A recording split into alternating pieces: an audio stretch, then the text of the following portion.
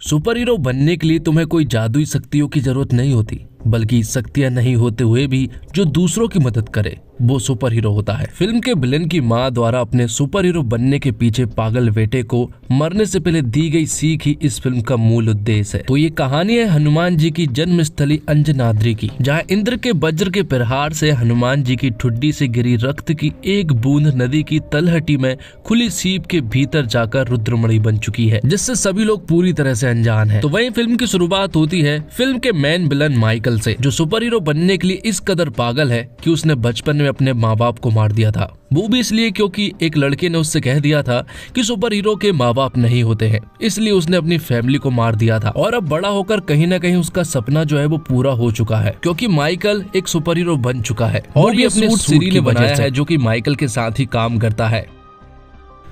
लेकिन Michael suit पहनने तक ही सुपर हीरो रहता है, उसे उतारने के बाद वो कुछ भी नहीं। इसलिए माइकल सिरी से कहता है कि उसे कुछ ऐसी शक्तियां चाहिए कि उसे सूट की जरूरत ही ना पड़े और वो हमेशा सुपर हीरो की तरह ही रहे। और पैसों की कमी नहीं है, क्योंकि पैसा तो माइकल भाई के पास बहुत है। जिसके बाद अंजनाद्री गांव को दिखाया जाता है, जो कि हनुमान जी की जन्म स्थली है। और यहीं पर हम एक लड़का मतलब कि हनुमंत को देख पाते हैं, जो कि अपनी गुलेल से पेड़ों पर उछल कूद करते हुए बंदरों से कंपटीशन कर रहा है। मैं आपको बता दूं, हनुमंत जो है वो कुछ भी नहीं करता है, उसके अंदर अभी भी बचपना है और वो इसी तरह दिन भर उछल कूद और छोटी मोटी चोरियां कर कर दिन निकाल देता है। उसका एक दोस्त भी है काशी, जो कि हमेशा उसके साथ रहता है। और हनुमंत का घर जो है वो उसकी बड़ी बहन अंजम्मा चला रही है, जो हर शादी से इसलिए इनकार कर देती है क्योंकि उसे अपने भाई की बहुत फिक्र है। भाई उसका बहुत ही ज्यादा लापरवाह है। बचपन से वह जिससे प्रेम करता आया है, वह लड़की डॉक्टर की पढ़ाई करके गाँव लौटी है और अपने इस प्रेमी से अनजान है। भाई अंजनाद्री में हम यहाँ पर जगपति को देख पाते हैं, जो कि इस गांव का लीडर है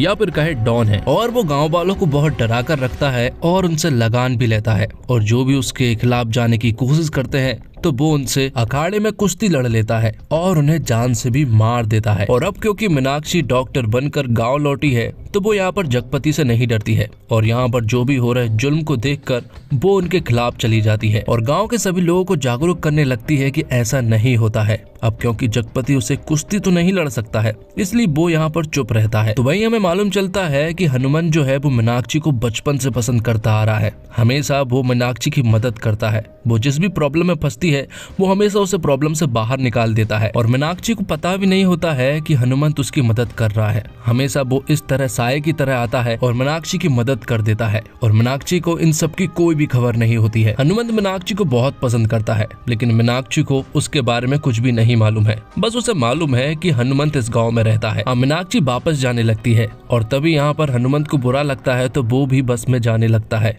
लेकिन तभी हम देखते हैं कि कुछ लुटेरे जो होते हैं वो उस बस पर अटैक कर देते हैं और यहाँ पर हनुमंत उस बस से उतर चुका था।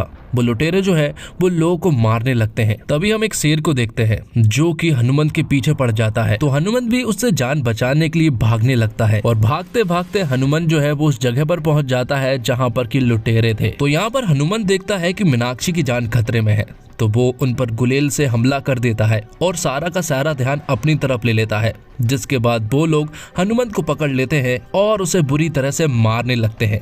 हनुमंत यहाँ पर उनका बहुत देर तक सामना करता है, लेकिन वो लोग उसे अधमरी हालत में नदी में फेंक देते हैं। तो हनुमंत की बहुत बुरी हालत हो जाती है और वो नदी के बहुत अंदर चला जाता है। उसके हाथ में ही यहाँ पर मीनाक्षी की सोने की चैन थी, वो उसके हाथ से छूट जाती है और वो दूर जाने लगती है। तो हनुमंत उसका पीछा करते हुए आगे जाता है। आगे जाने पर हनुमंत को एक चमकती हुई चीज दिखाई पड़ती है, तो हनुमंत उसके और भी ज्यादा नजदीक जाने लगता है और पास जाने पर मालूम चलता है कि ये रुद्रमणि है। लेकिन हनुमंत इस चीज से पूरी तरह से अनजान है। तो हनुमंत उस रुद्रमणि को अपने पास रख लेता है और यहाँ पर अधमरी हालत में वो लोगों को तट पर पाया जाता है, जिसकी हालत बहुत ज्यादा गंभीर थी। रुद्रमणि की एक खासियत है कि वो धूप में चमकती है और उसी से पावर पैदा होती है। यहाँ पर हनुमंत को जितनी भी चोट लगी थी, जैसे ही रुद्रमणि पर धूप पड़ती है तो सारी चोटें जो है वो हनुमंत की गायब हो जाती है और उसके अंदर अजीब तरह की शक्तियां आने लगती है। रुद्रमणि की कुछ खासियत है और वो ये है कि उसके अंदर बहुत ज्यादा पावर और स्ट्रेंथ है,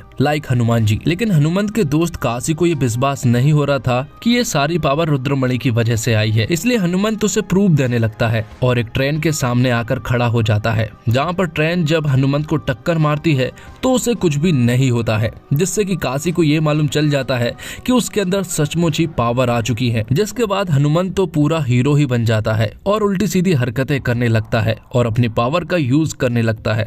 यहाँ पर रुद्रमणि की एक और चीज भी है कि वो रात में काम नहीं करती है और अगर धूप बादलों के पीछे छुप चुकी है तब भी वो काम नहीं करेगी। तो जो हनुमंत सिर्फ उछल कूद किया करता था अब वो किसी से भी नहीं डरता है, यहाँ तक कि जगपति के लोगों से भी नहीं डरता है। और एक बार तो उसका सामना अखाड़े में जगपति से ही हो जाता है।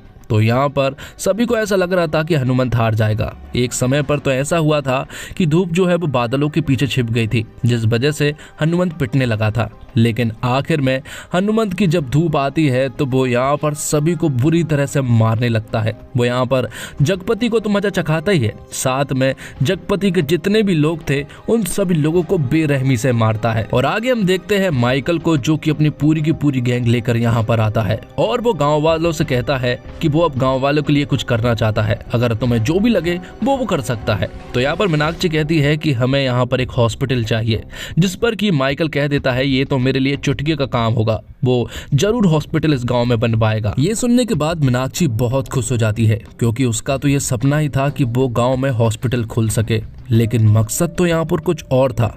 माइकल यहाँ पर एक अलग नियत से आया था। दरअसल हनुमंत जब ट्रेन के सामने आया था तो उसकी एक वीडियो बन गई थी, जो कि एक ब्लॉगर ने बना ली थी और वो वीडियो माइकल तक पहुंच चुकी थी।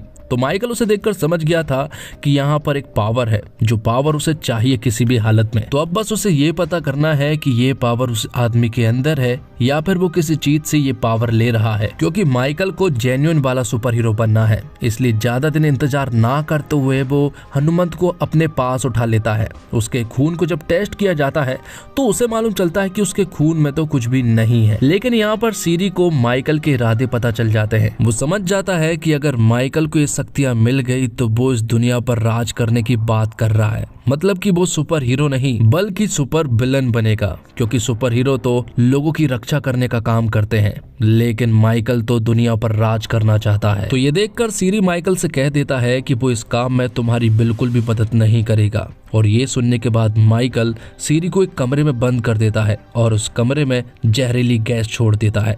यहाँ पर हनुमंत जैसे तैसे करके उस लैब से बाहर आ जाता है, लेकिन माइकल के लोग जो होते हैं वो यहाँ पर हनुमंत के ऊपर हमला कर देते हैं। लेकिन ताजुब की बात यह थी कि हनुमंत को गोली भी नहीं लग रही थी, जबकि रात हो चुकी थी और उस हिसाब से रुद्रमणि की पावर भी अब तक हनुमंत के ऊपर नहीं रहनी थी। तो आगे हमें मालूम चलता है कि दरअसल में वो हनुमंत नहीं बल्कि वो तो एक साधु बाबा थे, जो कि हनुमंत का भेष धारण कर लिया था। अब ये साधु बाबा कौन है ये हमें बाद में मालूम चलेगा। कुछ दिनों के बाद कुछ डकैतों ने फिर से मीनाक्षी पर हमला कर दिया था और इस बार चोरी छुपे नहीं बल्कि सबके सामने हनुमंत आ जाता है और यहाँ पर मीनाक्षी को बचा लेता है। मीनाक्षी अब पूरी तरह से समझ गई थी कि जो उसकी प्रॉब्लम को हटा रहा है वो कोई और नहीं बल्कि हनुमंत ही है। हनुमंत तो मीनाक्षी से शादी करना चाहता है, लेकिन उससे पहले वो अपनी बहन की शादी करवाना चाहता है और एक रिश्ते के आने के बाद हनुमंत अपनी बहन की शादी करवाने में लग जाता है। जब यहाँ पर मीनाक्षी की शादी हो रही होती है तब यहाँ पर बहुत सारे विलन आ जाते हैं, जो सारे विलन